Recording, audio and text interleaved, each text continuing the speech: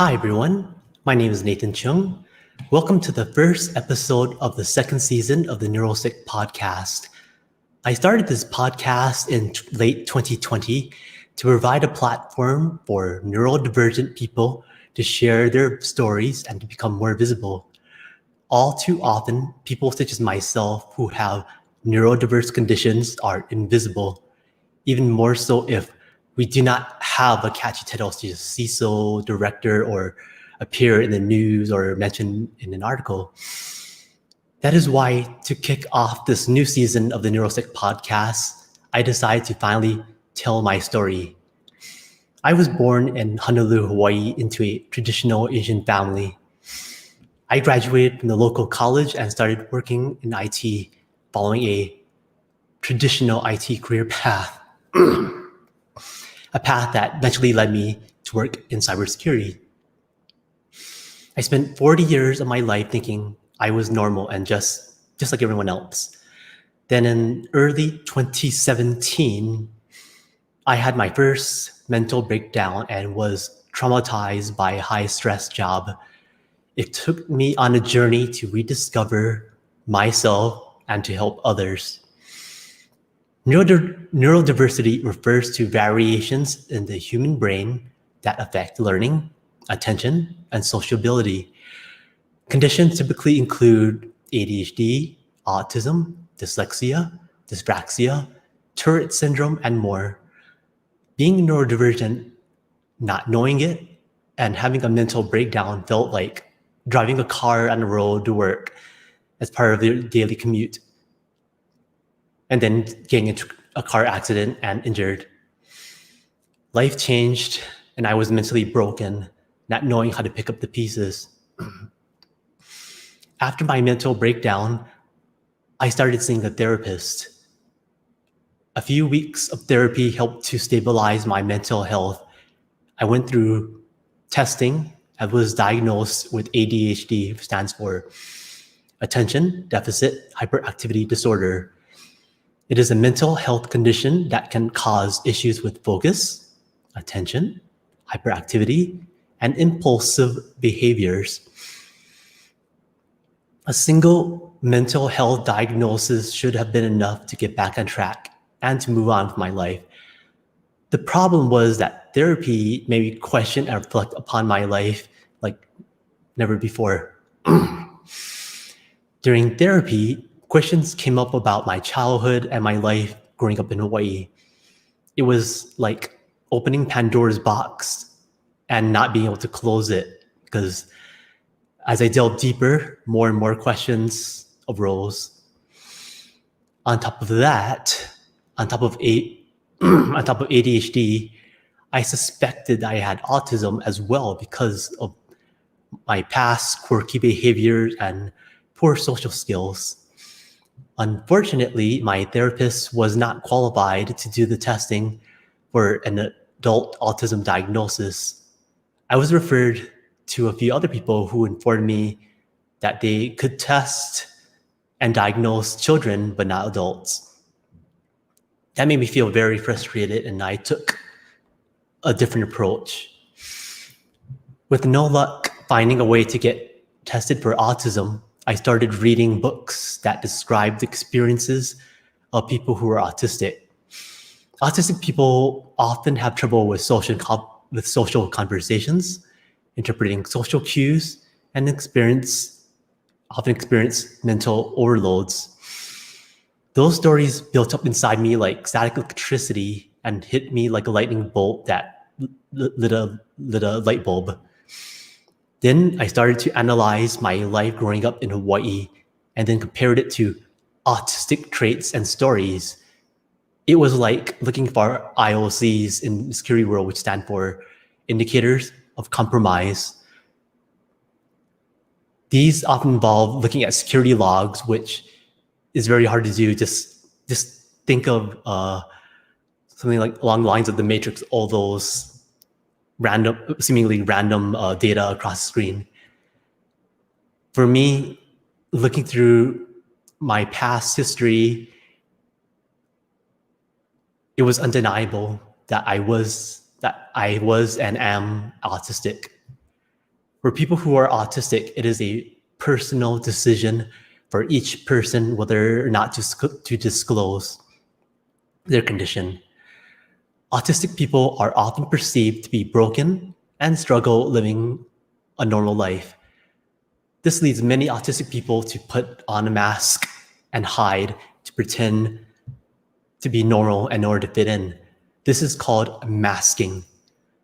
The problem with masking is that it is very exhausting.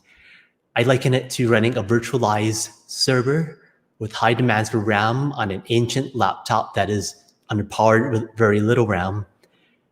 Eventually, the laptop crashes, as do I. I got by with masking and I was okay hiding my autism until 2019.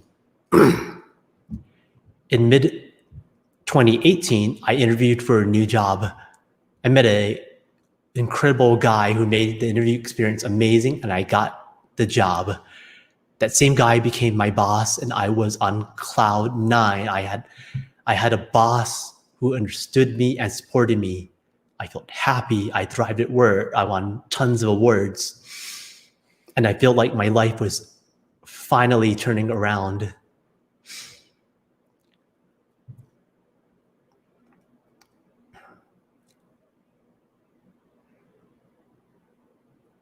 Then it really did feel like my life was turning around after the mental breakdown in 2017. Then in early 2019, my boss tragically killed himself. Losing the best boss I ever had was devastating. It felt like climbing to the top of Mount Everest and then falling down after reaching the top.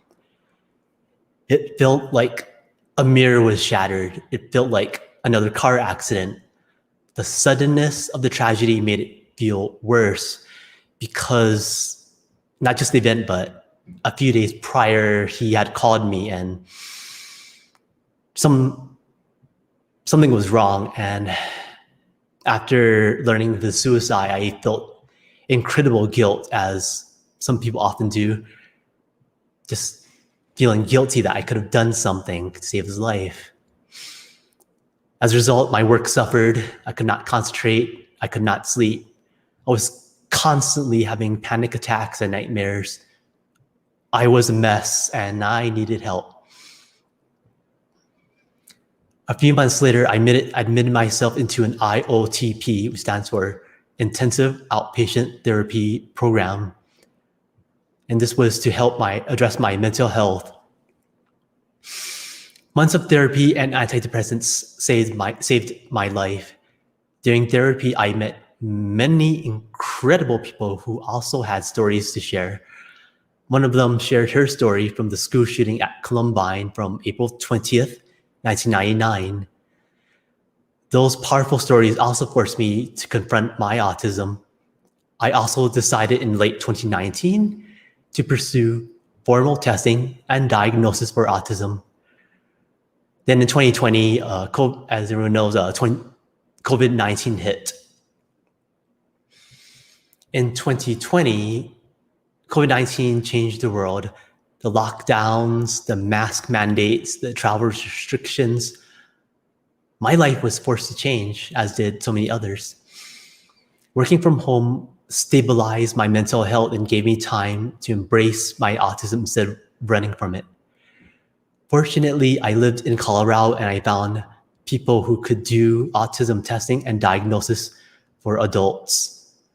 COVID-19 delayed my testing, so I had to wait. In the meantime, I wanted to help neurodivergent people who are just like me. That is why in late 2020, I decided to start a podcast. I was not confident. There were already so many podcasts out there done by professionals with fancy graphics. And with my speech issues, failure just seemed certain. What pushed me forward was I realized how important the podcast is as a platform to share stories and raise people's voices, especially during COVID-19, where many people were isolated, alone, and depressed. My first podcast episode was published on November 17, 2020. It was a slow and rough start doing something new. I did not have high expectations, but eventually word spread. From listening to the stories from the podcast, many people for the first time understood neurodiversity and what it was. Also, for many neurodivergent people all around the world, hearing those stories moved them emotionally and they felt like they were no longer alone.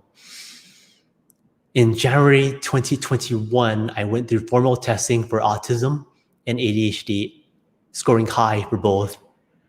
With formal diagnosis for the first time, I openly accepted that I was autistic, and it was very liberating. It felt like the mask came off and I was free of the mental chains that imprisoned me.